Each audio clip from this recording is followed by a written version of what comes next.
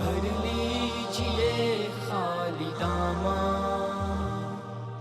پا لیجئے فیض رمضان، فیض رمضان، فیض رمضان۔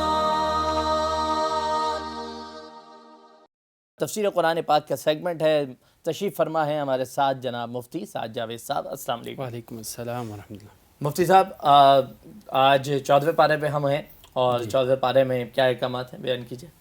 بسم اللہ الرحمن الرحیم، نحمدہ ونصلی ونسلم علی رسولہ الکریم، اما بعد۔ 14ویں پارے کی ابتدا سورہ الحجر سے ہو رہی ہے۔ ایک آیت کریمہ اس سورت کی 13ویں پارے کے اندر ہے، جی اور باقی سورت پوری 14ویں پارے میں ہے۔ جی حجر جو ہے ایک قوم سمود کی بستی تھی جو شام اور مدینہ کے درمیان واقع تھی۔ صالح علیہ السلام ان کی طرف نبی بنا کر بھیجے گئے۔ اس کا تذکرہ چونکہ اس صورت میں ہے، اس لیے پوری صورت کو اس سے موسوم کیا گیا۔ پہلی آیت کریمہ میں قرآن کریم کی حقانیت کا تذکرہ ہے۔ اس کے بعد مشرکین اور کفار کی قیامت کے دن کی جانے والی اس خواہش کا تذکرہ ہے جو وہ کریں گے کہ کاش ہم اسلام لے آتے، لیکن اس وقت کی وہ خواہش ان کے کسی کام نہیں آئے گی۔ آج دنیا میں جب ان کے پاس موقع ہے تو وہ اللہ کے نبی اور پیغمبر کا استہزاء اور مذاق کرتے ہیں اور ان کی لائی ہوئی تعلیمات کو ٹھکرا رہے ہیں۔ پھر اس کے بعد قرآن کریم نے اللہ رب العزت نے قرآن کی حفاظت کا ذمہ اپنے ذمے لیتے ہوئے بتایا ہے کہ قرآن کریم کو ہم نے قیامت تک کے لیے محفوظ کر دیا ہے۔ اب دیکھیں ایک چھوٹا سا بچہ جو اپنی مادری زبان میں چند صفحے بھی یاد نہیں کر سکتا، وہ ایک الگ زبان کے اندر پورے قرآن کریم کو حفظ کر لیتا ہے۔ پھر قرآن کریم نے اس کے بعد ابو البشر حضرت آدم علیہ السلام کی پیدائش تخلیق کا تذکرہ ہے، اور ان کی تخلیق کے بعد ابلیس اور فرشتوں کے ان کو سجدہ کرنے کا حکم، اور ابلیس کے انکار کے بعد اللہ کی طرف سے اس پر مردودیت اور لعنت کا نزول ہونے کے بعد قیامت تک کے لیے اس کو مہلت دی گئی، اور اعلان کیا گیا تمہارے متبعین اور تمہیں جہنم کا ایندھن بناؤں گا، اور میرے جو فرما بردار رہیں گے انہیں جنت کی نعمتوں سے مالا مال کروں گا۔ پھر ابراہیم علیہ السلام کے پاس آنے والے رحمت کی بشارت لے کر آنے والے فرشتے، اور وہی فرشتے جو لوط علیہ السلام کے پاس جو ہے عذاب کی وعید لے کر پہنچے ہیں، ان کا تذکرہ ہے، اور قوم لوط کی بدعملیوں کا تذکرہ۔ پھر قوم سمود کے اوپر اترنے والے عذاب، ان کی تباہی اور بربادی کا تذکرہ۔ پھر قرآن کریم کے سورہ فاتحہ کے ساتھ کی اترنے کی جو ہے بشارت ہے اور اس کی تعریف ہے، اور نبی کریم صلی اللہ علیہ وسلم کو جو مشرکین کی طرف سے ایذاؤں و تکلیفوں پہنچتی تھی، ان پر آپ کو صبر اور یقین کے ساتھ کھڑے رہنے اور اللہ سے مدد اور استعانت طلب کرنے کا حکم دیا گیا۔ اس کے بعد اگلی سورہ النحل ہے۔ نحل عربی میں شہد کی مکھی کو کہتے ہیں۔ اس سورت کو سورہ نعام بھی کہا جاتا ہے۔ اس سورت کا بنیادی مضمون تو فکر آخرت ہے، لیکن اللہ رب العزت نے اپنی بے شمار نعمتیں اور قدرت کے دلائل ذکر کر کے اس کی طرف انسانیت کو متوجہ کیا ہے۔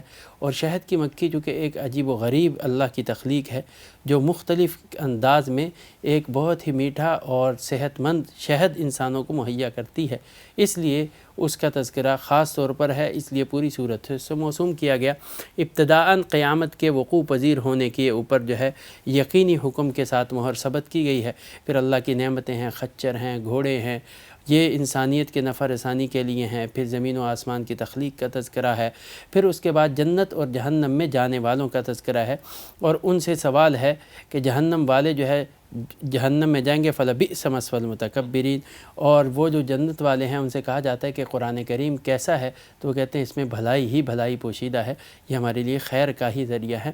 اور پھر انہیں تعلیم دی گئی ہے کہ قرآن کریم کے اسرار و رموز سمجھنے کے لیے اہل علم سے، اہل تدبر سے، اہل ذکر سے پوچھ گچھ کرو، اور ان سے معلومات لے کر اس کے حکم پر عمل پیرا ہو جاؤ۔ پھر قرآن کریم نے اس کے بعد مشرکین کی بعض خامیوں اور خرابیوں کو بیان کرتے ہوئے کہا کہ یہ وہ لوگ ہیں، ان کے جو ہے گرے ہوئے لوگ ہیں، ان کے ہاں اگر بچی کی ولادت اور پیدائش کی خبر آئے تو یہ ان کے چہرے سیاہ ہو جاتے ہیں اور اس کو اپنے لیے عار اور شرم محسوس کرتے ہیں، جبکہ خود اللہ کے لیے بیٹیاں بناتے پھر رہے ہیں۔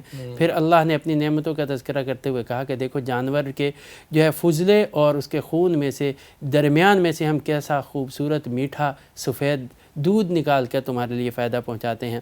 پھر شہد دیکھو کس طریقے سے ہم تمہیں مہیا کرتے ہیں کہ شہد کی مکھی دور دراز علاقوں سے پھلوں کو، پھولوں کو، رس کو چوس کر آتی ہے اور مختلف ذائقوں اور رنگوں کا شہد مہیا کیا جاتا ہے۔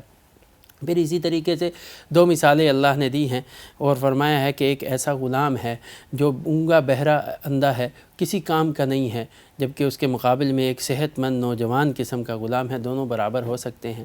یا اسی طریقے سے ایک کمانے والا اور فائدہ دینے والا ہے اور دوسرا بیکار ہے، تو دونوں برابر ہو سکتے ہیں۔ جیسے یہ برابر نہیں ہو سکتے، اسے معبود حق اور معبودان باطل کا کوئی مقابلہ اور کوئی ایک دوسرے کے ساتھ توازن نہیں قائم کیا جا سکتا۔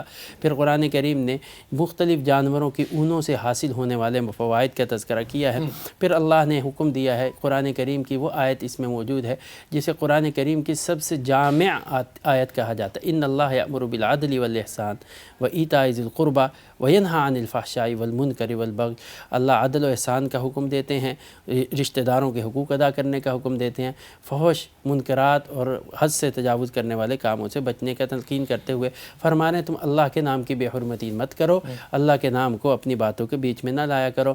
جو اچھے اعمال کرے گا مرد و عورتوں میں سے، ان کو اس کا اچھا اجر اور ثواب ملے گا۔ قرآن کریم پڑھتے وقت اعوذ باللہ کی تلقین کی گئی ہے، اور پھر اس کے بعد حکم دیا گیا ہے کہ اگر کسی موقع پر ایسی نوبت آ جائے تمہیں شرعی احکامات اور کلمہ کفر کہنے کے اوپر جو ہے مجبور کر دیا جائے، اور مصلحت دانشمندی یہ کہتی ہو کہ ایسے موقع کے اوپر جو ہے کلمہ کفر ادا کر لیا جائے، تو تمہیں رخصت اور اجازت دی گئی ہے کہ تم اس کو اختیار کر سکتے ہو، لیکن دل سے تمہیں ایمان مضبوط اور پکا رہنا چاہیے۔ اس کے بعد قرآن کریم نے ایک اصول ذکر کیا ہے کہ جو قومیں زوال پذیر ہوتی ہیں ان کے زوال پذیر ہونے کی اور امن برباد ہونے کی وجہ یہ ہوتی ہے کہ وہ کفران نعمت کے اندر مبتلا ہوتے ہیں۔ جیسے وہ اللہ کی نعمتوں کی ناشکری میں لگتے ہیں، اللہ ان کو زوال پذیر کر دیتے ہیں۔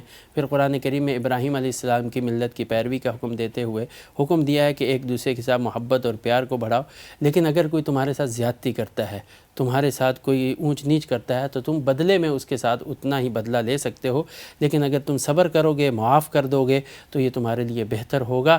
یہی قرآن کریم کا حکم ہے۔ اللہ تقوی اختیار کرنے والوں اور احسان کرنے والوں کو پسند فرماتا ہے، وہ ان کے ساتھ ہے۔ ٹھیک ہے، تو یہاں اس پارے کی جو احکامات ہیں وہ مکمل ہوتے ہیں۔ سعد بھائی، سب سے پہلے بتائیے گا کہ جس طرح بدلہ لینے سے متعلق آپ نے ذکر کیا، اور اس میں 2 پہلو ہیں، ایک تو یہ ہے کہ بدلہ آپ لے سکتے ہیں، دوسرا یہ ہے کہ معاف کر دیں تو افضل ہے، وہ زیادہ بہتر ہے۔ اچھا، اب بدلہ یقیناً یہی ہے کہ جتنا آپ کو نقصان پہنچائے گا آپ اتنا بدلہ لے سکتے ہیں۔ معاف کرنے والے پہلو کو تو ہم ویسے ہی نظر انداز کرتے ہیں، لیکن ہمارے یہ بہت اب چلن ہو گیا ہے، جتنا عدم تشدد پہ مبنی معاشرہ آگے بڑھ رہا ہے، پرتشدد معاشرہ، معاف کیجیے گا، اس میں یہ ہو رہا ہے کہ انتقام میں لوگ اندھے ہو جاتے ہیں کہ آپ کے ساتھ کسی نے اتنی برائی کی ہے تو آپ پلٹ کے اس کے ساتھ اتنی برائی کرتے ہیں۔ اس کے اوپر روشنی ڈالیے گا، کیسا عمل ہے؟ دیکھیں، سب سے پہلو تو وہی ہے کہ انسان معاف کر دے۔ قرآن کریم میں کہا وَإِنْ عَاقَبْتُمْ فَعَاقِبُوا بِمِثْلِ مَا عُوقِبْتُمْ بِهِ وَلَئِنْ صَبَرْتُمْ لَهُوَ خَيْرٌ لِّلصَّابِرِينَ، اور فرمایا وَاصْبِرْ وَمَا صَبْرُكَ إِلَّا بِاللَّهِ، صبر اللہ کے لیے ہونا چاہیے۔ وَلَمَنْ صَبَرَ وَغَفَرَ إِنَّ ذَلِكَ لَمِنْ عَزْمِ القرآن بھرا پڑا، اور ادفع باللتی ہی احسن السیئہ، کو جو تمہارے ساتھ برائی کرے اس سے اچھائی کرو۔ اللہ کے نبی نے فرمایا سل من قطعک واعف عمن ظلمک واحسن من اساء الیک، برائی کرے اچھائی کرو۔ تو مقدم اور بہترین پہلو تو وہی ہے۔ پہلے بھی میں ذکر کر چکا ہوں، اللہ کے نے فرمایا جو میرے بندوں کو معاف نہیں کرتا وہ مجھ سے معافی کی امید نہ لے کر آئے، اور اس لیے یہ سب سے پہلا ہے۔ لیکن اگر کوئی اس پہلو کی طرف نہیں آتا، بدلہ ہی لینا چاہتا ہے، تو شریعت نے بلا شبہ اس کی اجازت دی ہے۔ دوسری جگہ فمن اعتدی علیکم فاعتدوا علیہ بمثل ما اعتدی علیکم، اتنی زیادتی اتنا بدلہ تم لے سکتے ہو۔ لیکن انتقامی جذبہ اور بڑھ کر آگے سے زیادہ کرنا، یہ شریعت مطہرہ کی روشنی میں بہت بڑا جرم ہے، اور اس کا بدلہ جتنا اس کے ساتھ زیادتی ہوئی، اگر اس سے بڑھ کر بدلہ لے گا تو اس کو اس بدلے کا جواب دینا پڑے گا۔ اس پہ مجھے ایک واقعہ تاریخ کی کتابوں میں لکھا ہے کہ غسان کا شہزادہ مسلمان ہو کر مکہ المکرمہ عمرے کے لیے آیا، تو اس کی چادر کے اوپر کسی غریب مسلمان کا پاؤں پڑ گیا طواف کے دوران، اس نے تھپڑ مار دیا۔ وہ غریب نے فاروق اعظم رضی اللہ تعالیٰ کے دربار میں جا کے درخواست کر دیجیے میرے ساتھ زیادتی ہوئی، آپ نے بلا لیا، وہاں تو عدل ہے، انصاف ہے۔ اس نے کہا کیوں تھپڑ مارا؟ اس نے کہا جی اس نے میری چادر پہ پاؤں رکھا، کہا تو کچھ تم چلو، کچھ تمہاری چادر چلے، غریب کہاں چلے، تمہیں چادر سمیٹ کے چلنا چڑھے، لہذا بدلہ یہ ہے کہ تمہیں تھپڑ پڑے گا۔ اب وہ جب تھپڑ مارنے کی بات آئی، وہ شہزادہ ناز و نعم میں پلا ہوا، برگر فیملی، اور ادھر ایک دیہاتی کا موٹا تازہ ہاتھ، تو حضرت عمر نے دیہاتی کو پہلے تو کہا معاف کر دے، اس کا نہیں جی تھپڑ ماروں گا۔ میں جب دیکھا کہ اب دیہاتی بات نہیں آ گیا تو پھر عمر رضی اللہ تعالیٰ عنہ نے شہزادے کے حوالے سے ایک بہت خوبصورت تدبیر اختیار کی. میں دیکھو جتنا تمہیں پڑا ہے اس سے زیادہ تم نے وزنی تھپڑ مارا تو تمہیں اللہ کے ہاں جواب دینا پڑے گا. اب وہ گھبرا گیا. اس نے بولا کیا اس تھپڑ کی زیادہ زور سے مارنے کم مارنے کا بھی جواب ہوگا؟ کیا قرآن نہیں پڑھتے فَمَن يَعْمَلْ مِثْقَالَ ذَرَّةٍ خَيْرًا يَرَهُ وَمَن يَعْمَلْ مِثْقَالَ ذَرَّةٍ شَرًّا يَرَهُ. ذرہ برابر بھی کسی زیادتی نہیں ہوگی، لہذا اس نے اس کو معاف کر دیا. تو معاف تو سب سے اچھی بات ہے، لیکن اگر آپ کے ساتھ زیادتی ہوئی ہے تو یہ جو ہمارے معاشرے میں ایک چلن بڑھ گیا ہے کہ اس کو دبا دینا ہے، اس کو جو ہے بڑھ کر اس کو جو ہے کہ تم دیکھتا ہوں تم نے پنگا کس سے لیا ہے، تم نے چھیڑا کس کو ہے، تم نے کس کے ساتھ جو ہے وہ ماتھا ٹیکا ہے، ہم بتا دیں گے فلاں کرتے. یہ شریعت کے مزاج کے، طبیعت کے اور شریعت کے حکم کے سراسر خلاف ہے. اور اس پہ بہت سنگین پکڑ ہے کہ جو بات ہوتی ہے کہ جی میں تو تمہارا جینا ہی حرام کر دوں گا، اور ہوتا ہے ایسا. لوگوں کو اصلاح کرنی چاہیے. ساتھ بھی فرمائیے گا کہ آپ نے ایک بہت اہم پہلو ذکر کیا ہے کہ حکمت اور مصلحت کے تحت یہ اجازت ہے کہ آپ کلمہ کفر تک کہہ سکتے ہیں، کیونکہ یہ تو بالکل ڈیڈ لائن ہے نا، اس سے آگے کچھ نہیں ہے، اس سے آگے بلکہ یہ بھی اس کے باہر ہی ہے جو ہماری حدود ہے. اس پر روشنی ڈالیے اس کی کیا کنڈیشنز ہیں. اور پھر ہوتا یہ ہے کہ بعض اوقات اگر کوئی مصلحت کے تحت کوئی اس طرح کی بات کر دے تو جو ایک جذباتیت سامنے آتی ہے لوگوں کی رد عمل میں، اس پہ بھی بیان کیجیے گا. دیکھیں قرآن کریم نے یہاں پر جو حکم دیا ہے یہ رخصت ہے. رخصت کے حوالے سے شریعت کا مزاج یہ ہے کہ اگر کسی کو اپنی جان کے نقصان ہونے کا خدشہ ہو، اندیشہ ہو، جان چلی جائے گی، تو انسانی ذات بہت اہمیت کی حامل ہے شریعت کی نقطہ نظر سے. اگر کوئی کسی کو کہتا ہے کہ تم کلمہ کفر کو ورنہ میں قتل کر دوں گا، تو شریعت نے اجازت دی ہے. اب یہاں پر اس اجازت کا پہلو دو ہیں. ایک تو ہے انڈیویجنلی اس کو کہا ہے کہ میں تجھے مار دوں گا، تجھے کوئی نقصان بڑا شدید پہنچا دوں گا، لہذا تم کہو. اب اس شخص کے لیے دو پہلو ہیں کہ یا کلمہ کفر کہہ کے اپنی جان بچا لے، اپنے نقصان سے خود کو محفوظ کر لے. شریعت نے اس کی ضروری اجازت دی ہے. دوسرا یہ کہ وہ کہتا نہیں میں رخصت پہ عمل نہیں کرتا، ایمان میرے لیے سب سے زیادہ معزز محترم مقدس چیز ہے، میں جان دے دوں گا لیکن میں ایمان نہیں دوں گا. یہ عزیمت کا پہلو ہے. اب اس عزیمت کے پہلو کے بھی آگے دو راستے ہیں.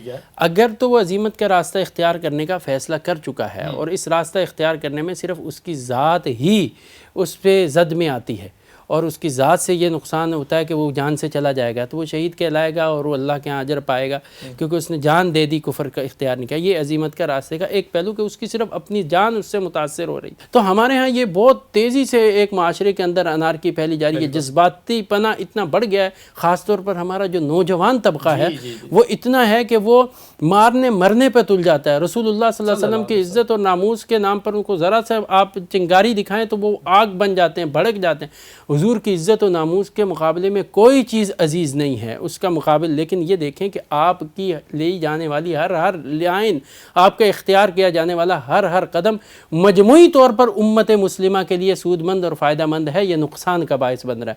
اگر آپ کا یہ رویہ امت مسلمہ کو بے شمار خرابیوں اور بے شمار نقصانات کا باعث بن رہا ہے تو حکمت و دانش مندی کا تقاضا یہ ہے کہ بے شک اپنے جذبات کا اظہار کرے لیکن ایسی لائن ہرگز اختیار نہ کریں جو امت مسلمہ اور مسلمانوں کی مجموعی حالت میں ان کے لیے پریشانی کا باعث ہے. اس کا میں یہ مطلب ہرگز نہیں دے رہا کہ آپ اپنے جذبات کو ذبح کر دیں اور ہر گستاخی معاذ اللہ قبول کرتے چلے جائیں.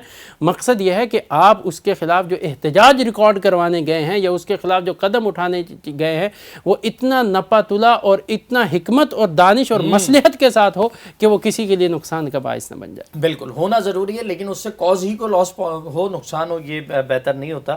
ساتھ بھائی آخری سوال لیں گے. اہل علم کے متعلق ذکر کیا گیا اور اہل علم سے اہل علم در حقیقت کون ہے، کیا ہے، اس کی نشاندہی کیجیے گا کہ جن سے یا تو کوئی بھی فرد جس نے 40-50 کتابیں پڑھ رکھی ہوں اس سے آپ دین اور شرعی معاملات میں رہنمائی لے سکتے ہیں، نہیں لے سکتے.